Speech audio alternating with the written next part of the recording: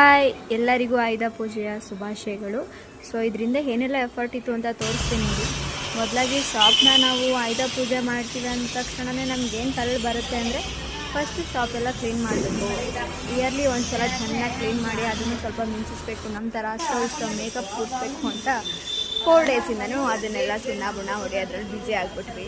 So ಇಷ್ಟೆಲ್ಲ ಮಾಡಬೇಕು ಅಂತಂದರೆ 4 ಡೇಸ್ ಸಾಕಾಗಲ್ಲ ಆ್ಯಕ್ಚುಲಿ. ಸೊ ನಾನು ಬ್ಯುಸಿ ಇದ್ದ ಕಾರಣ 4 ಡೇಸ್ ಎಲ್ಲ ಮಾಡೋಣ ಅಂತ ಸ್ಟಾರ್ಟ್ ಮಾಡಿದ್ದೆ. ಅಮ್ಮ ಎಲ್ಲ ದುಂಬೆಲ್ಲ ಹೊಡ್ಕೊಂಡು ಅವರೆಲ್ಲ ಒಂದು ಕಡೆಯಿಂದ ಕ್ಲೀನ್ ಮಾಡ್ಕೊಂಡು ಬಂದರೆ ನಾನು ಪ್ರತಿ ಐಟಮ್ಸ್ನೆಲ್ಲ ತೆಗೆದು ಜೋಡಿಸಿ ಎಲ್ಲ ಮಾಡ್ಕೊಂಡು ಕ್ಲೀನ್ ಮಾಡೋಷ್ಟಲ್ಲಂತೂ ಅಬ್ಬಬ್ಬಾ ಏನಪ್ಪ ಯಾವಾಗಪ್ಪ ಮುಗಿಸ್ತೀನಿ ಅನ್ನೋ ಥರ ಹಾಡ್ಬಿಟ್ಟಿತ್ತು ಸೀರಿಯಸ್ಲಿ.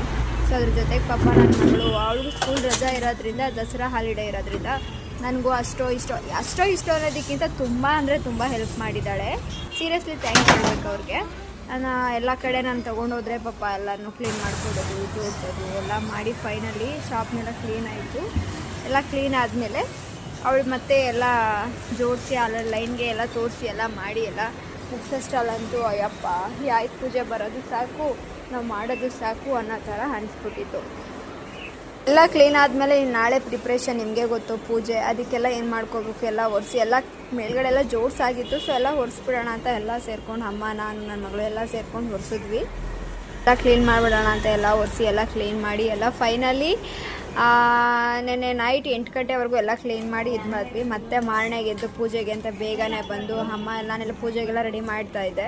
ಸೊ ಅಮ್ಮ ಮೊಮ್ಮಗಳು, ನಮ್ಮ ಅಮ್ಮನೂ ಅಂದರೆ ನನ್ನ ಮಗಳು ಕೂಡ ಇಬ್ಬರೂ ಕೂತ್ಕುಂಬಳಕಾಯಿ ತೊಗೊಂಡು ಸಾಹಸ ಮಾಡ್ತಾಯಿದ್ರು. ಅದೆಲ್ಲ ಆದಮೇಲೆ ಫೈನಲಿ ಪೂಜೆ ಸ್ಟಾರ್ಟ್ ಮಾಡೋಣ ಅಂತ ಪೂಜೆ ಸ್ಟಾರ್ಟ್ ಮಾಡಿದ್ವಿ. ಸೊ ತುಂಬ ಖುಷಿ ಆಯಿತು. ಅಂದರೆ ಯಾವ ಥರ ಅಂತಂದರೆ ಇಯರ್ಲಿ ಒಂದ್ಸಲ ಬರೋ ಹಬ್ಬನ ತುಂಬ ಚೆನ್ನಾಗಿ ಮಾಡಬೇಕು ಅಂತ ಈ ವರ್ಷ ತುಂಬ ಚೆನ್ನಾಗಿ ಮಾಡಿದ್ವಿ ಅಂತ ಅಂದ್ಕೊಳ್ತೀನಿ. ತುಂಬ ಅಂದರೆ ತುಂಬ ಖುಷಿ ಆಯಿತು. ಪೂಜೆ ಎಲ್ಲ ತುಂಬ ಸಂತೋಷವಾಗಾಯಿತು. ಸೊ ಅಷ್ಟೇ ಅಲ್ವಾ ಬೇಕಾಗಿರೋದು. ಯಾವ ಥರ ಕಷ್ಟಪಡ್ತೀವೋ ಅದಕ್ಕೊಂದು ಶ್ರಮ ಅಂತ ನಮ್ಗೆ ಸಿಗೋದು. ಸೊ